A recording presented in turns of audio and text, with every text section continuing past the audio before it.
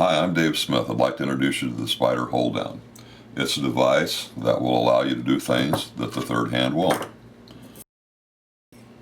Let me show you some of those things. The spider hold down is a device that has a lead weight. It has 3 movable legs. Those legs have independent ends on them of different angles so that you can get into different places. So let me show you how that works. The most common use for this tool is when you're putting on bales. Different kinds of bales have different needs. Here's a pretty common type of bale, and it's going to sit on there, but it's going to fall off every time. So we're going to position something to hold it down here with our spider. Let's get a high angle on it, and we'll come down and we'll hold that bale in place like so. Now once we get it positioned, we'll be able to heat it with our torch, and it's not going to go anywhere. And we'll get a good flow and it won't move. So that's a direct, straight down shot with the spider.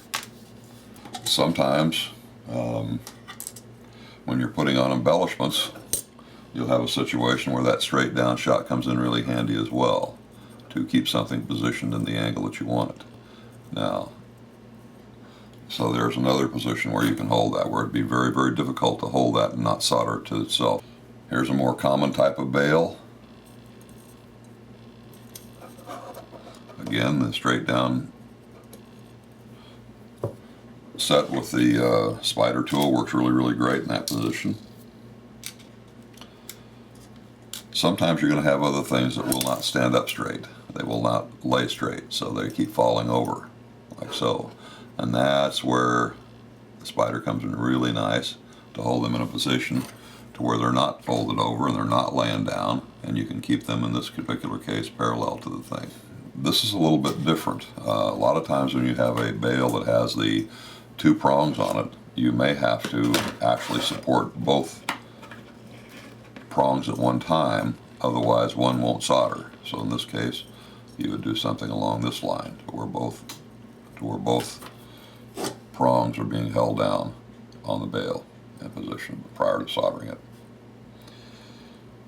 One thing that's really nice about the spider is that when you heat these steel rods, they develop a coating of carbon on it. You can see it here.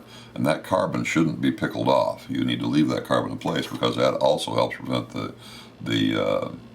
spider from being soldered to the piece. Even when there is solder on the piece, it will not solder itself to the spider because of that. We also have situations sometimes where you may not want things to be the way they are, so you may need to give them some support elsewhere to keep them that way. Trying to do this with the third hand is going to be very difficult as well, so what happens here, I don't want that wing laying down. I want it sticking up in the air. So I'll position this, and that is the wrong angle, so let's get a better angle here.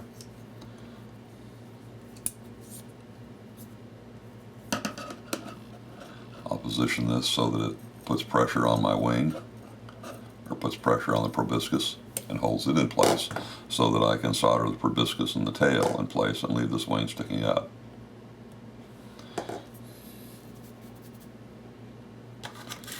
Perhaps I want a hummingbird on a sun over here. And if it doesn't lay nice and flat where I want it, this would be a great example of how to get it where I do want it, and then keep it in position there.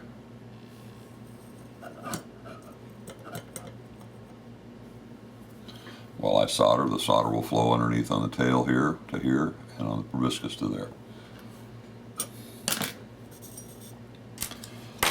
One of the others that are difficult many times are the twisted wire rope. Has a tendency to not sit flat because of the nature of the little bumps on it. So this is where the spider comes in real handy, keeps you straight up and down, and keeps you in intimate contact when you're soldering.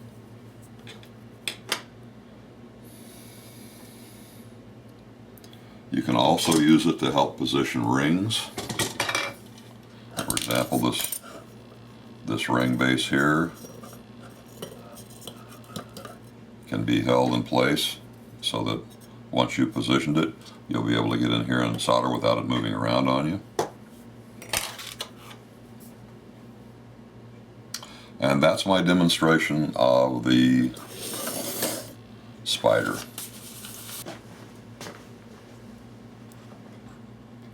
Thanks for looking at the spider with me.